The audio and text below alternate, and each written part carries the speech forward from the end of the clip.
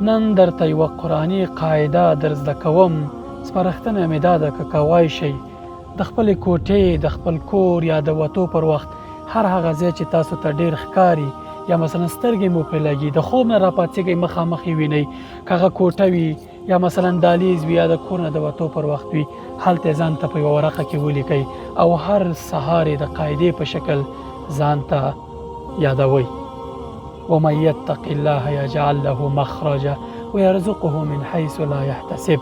په دې نننۍ ماده پرسته نړۍ کې چې موږ او تاسې ټول انسانان مال او د روزي پراخوالي پسې هلې ځلې کوي د دې لپاره چې روزي زیاته شي دا قرآني قاعده ځان ته یادوئ او د یوې قاعدې په توګه یې هره لحظه په پام کې ساتئ.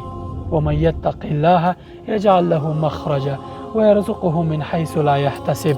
هر هغه چا چې د الله تعالی له ډاره تقوا غوره کړه پرهیزګاره شو الله تعالی به ورته له ستونزو له جنجالونو د وتلو لارې برابرې کړي.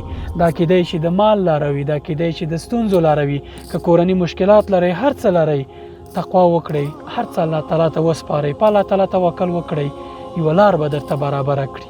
د الله تعالی لارې ډېرې زیاتې دي یوه درته حتما برابروي او داسې ځای نه به تاسې ته روزي درکړي چې ګمان هم نه کېږي دومره به درته پراخه کړي چې عقل به مو کار نه کوي. السلام علیکم ورحمة الله وبرکاته.